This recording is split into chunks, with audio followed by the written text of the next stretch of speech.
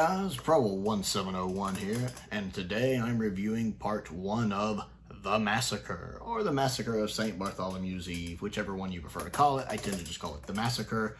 So I am watching the loose cannon reconstruction, which is going by part 1 much better than I thought it was going to be. I'm actually really impressed considering there are no telesnaps of this, and they're having to either make telesnaps or use the publicity photos or a combination of the two.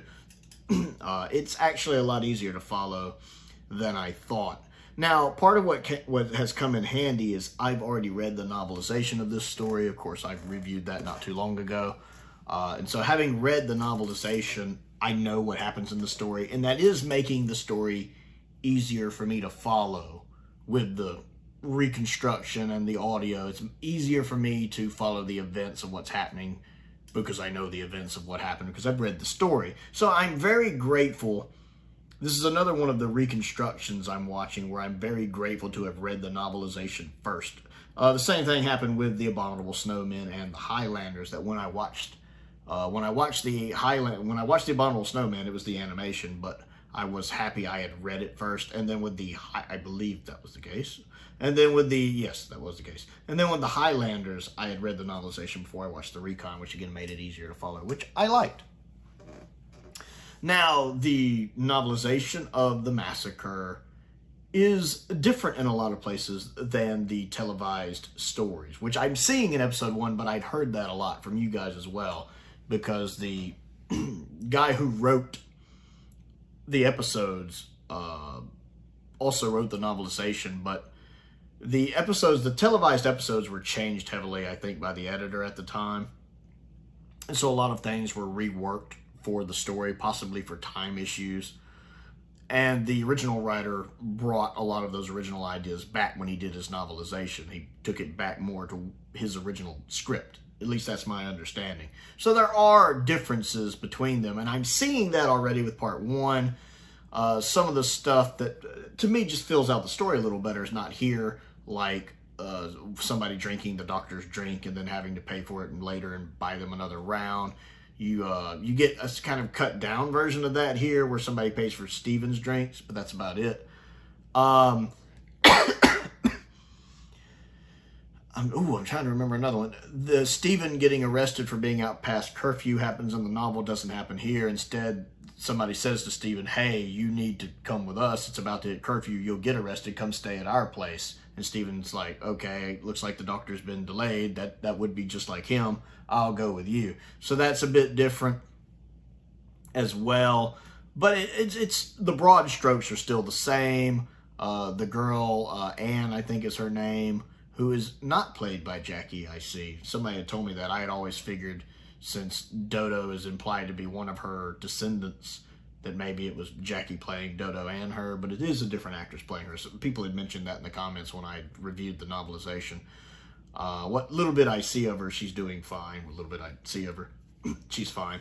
I am enjoying the voice work a lot. I haven't noticed any incidental music. I don't know if there's incidental music or not in this story. But the performances, from what I'm hearing, are really good. With the reconstruction, it's helping me tell people apart. I'm really enjoying Hartnell's performance. I really like Hartnell's performance as the first Doctor. Just the little mannerisms he has. You say, my dear boy? You know, I can just picture him doing his little fluttering of the hands and the one lapel. I can just picture what he's doing with his body language and facial expressions, and I like that. So a highlight of the episode has definitely been his performance, his vocal performance, his audio performance.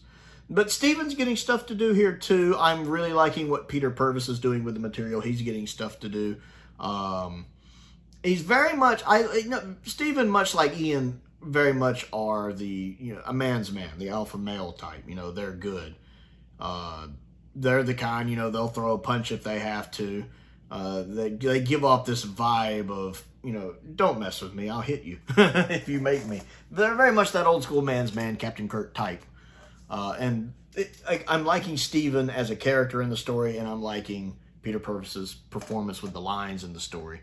And again, the telesnap is done, the reconstruction is done really well so you can keep up what's going on. You do have little writing, scrolling through in some pictures, telling you, explaining what's happening, kind of visual linking narrative to tell you what's going on in a scene, which I like.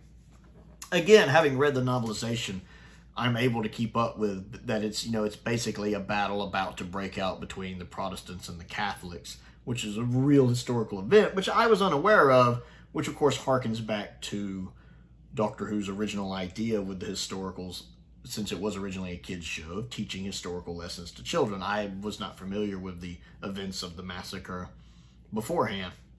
So that was a fascinating learning experience for me, because I did go back and kind of look it up a little bit after I read the novel. And learning that, you know, here in France, you did have this clash between the Protestants and the Catholics because of, you know, with this marriage and all taking place. And of course, there's a different name for the Protestants here. It starts with an H. I can't remember what it is right off the top of my head. So I wouldn't have been familiar with that word if I hadn't read the novelization and understood that's just another name for the Protestants here.